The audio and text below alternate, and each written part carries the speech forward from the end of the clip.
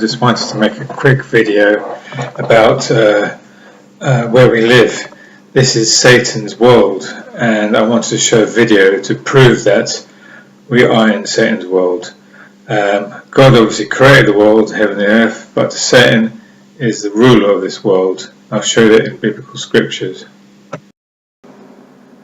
Right, in 1 John 5:19, we know that we are of God and that the whole world lies in the power of the evil one.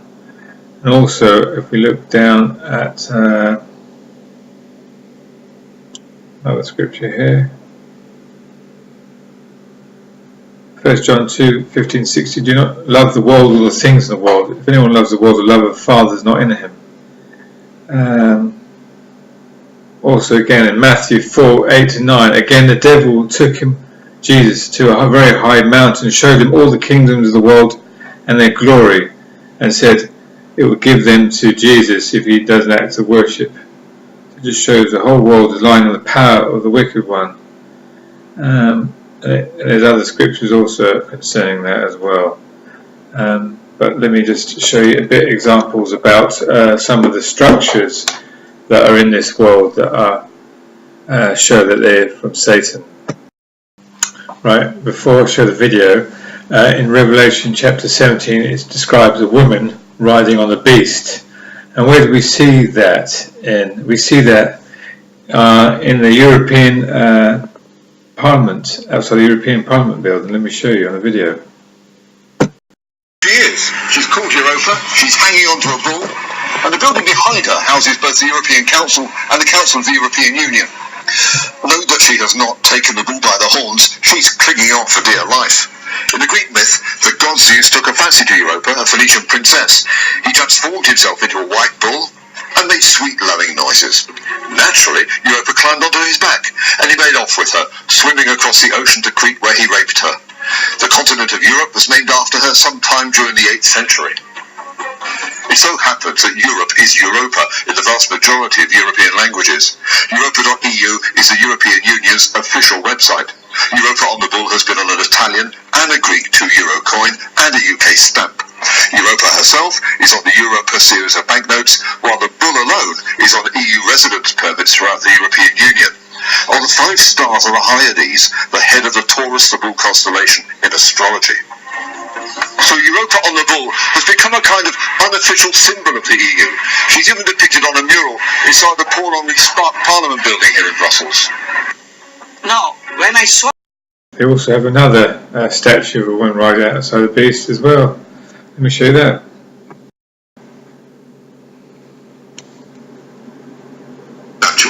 Is outside the main entrance of the European Parliament in Strasbourg. Here we see the steel bull lowing, the bronze Europa about to be abducted, and curiously 10 glass rings around the back parts of the bull, calling to mind the 10 rings around the, as it were, finished parts of the European Parliament building itself. But why 10? There were 6 founding members of the European Economic Community and 12 founding members of the European Union, including the UK. There are 12 stars on the EU flag. 10 means nothing in the EU. So are the 10 rings an allusion to another demonic animal? In the Bible, in chapter 17 of the Revelation to John, he saw a woman sit upon a scarlet-coloured beast, full of names of blasphemy, having 7 heads and 10 horns. Verse 12 says the 10 horns are 10 kings, 10 earthly rulers. So what are the parallels between Europa and the woman, the bull and the beast? Firstly, the Apostle John's audience will have identified the woman as the Roman Empire. Her description in verse 5 as mystery, Babylon the Great, shows a link back to the book of Daniel and continuity with the spirit of all earthly totalitarian dominions. She is sat on the beast. She's not controlling his direction. Just like Europa on the bull, she is going wherever he wants. Another one I want to touch upon is about the Statue of Liberty. In 1878 it was constructed by a French sculptor, Auguste Bartholdi, and a lot of people believe that it was donated to America, but actually was sold to America. And I just want to show this video, but interesting facts about the Statue of Liberty and its origins. And here's the video. Sorry it's a bit of rush, but preparing to go to work very soon, so kind of everything's sort of been rushed.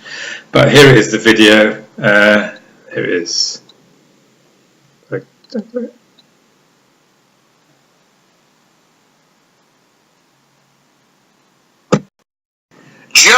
I'm sure it's total coincidence, ladies and gentlemen, that the statue on the left not only looks identical to the Statue of Liberty, but has the exact same rays coming off what is arraying her head as the sun rays, representing the 7 continents of the world. It is the sun god that presides over the world. Oh, I'm not done yet. This is Attis. Now, Attis is somebody you need to understand who he is, because Attis was the priest or the main servant of Cybele, or Ishtar, or the wife of Baal, the sun god. And he, in their craziness, let's just leave it that wink wink, of what would happen in those times, is he castrated himself, then would dress up, cross-dress as a woman, and wear this hat. This is a close-up of the castrated Attis on the left and Lady Liberty on the right.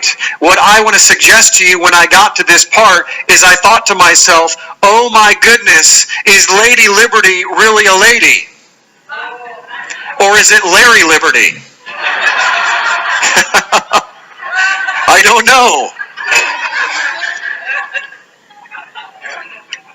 But I'm going to let you decide as we do a little bit close-up here, and you tell me if that looks like a feminine face. Ignore the long hair. Remember, the priests of Ishtar wore long hair, they castrated themselves, wore robes like women, and wore these headdresses. Now, one more better for you. Here is her face before it is assembled, and before you have the ability to look at the hair and be influenced. That's under construction. If I'd known any better, I would have think it was Superman.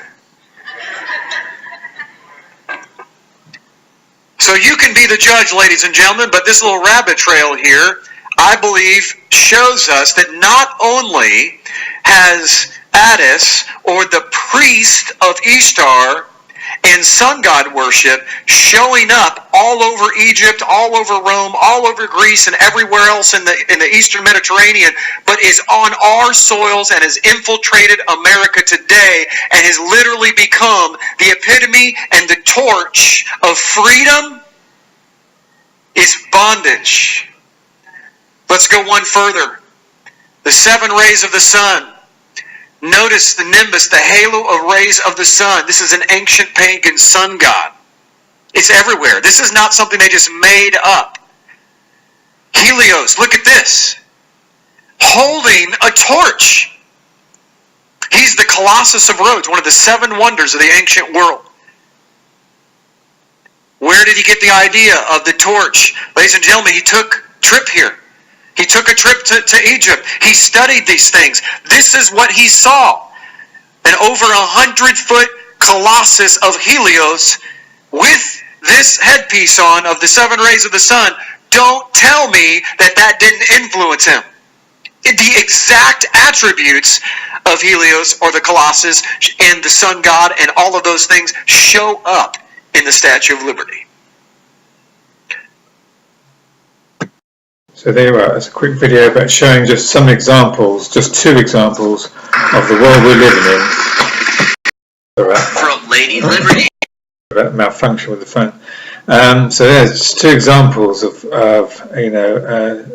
Satan's world that's blatantly statues of false gods are blatantly shown in outside the European building, Parliament building, and the other European Parliament building has got 2 of the same sort of statues of women riding the beast, and the Statue of Liberty in its origins, sun god. So I hope you enjoyed this video and found it fascinating. And we know that Satan's just a tenant here, and soon he's going to be evicted. So God bless you all. Bye bye.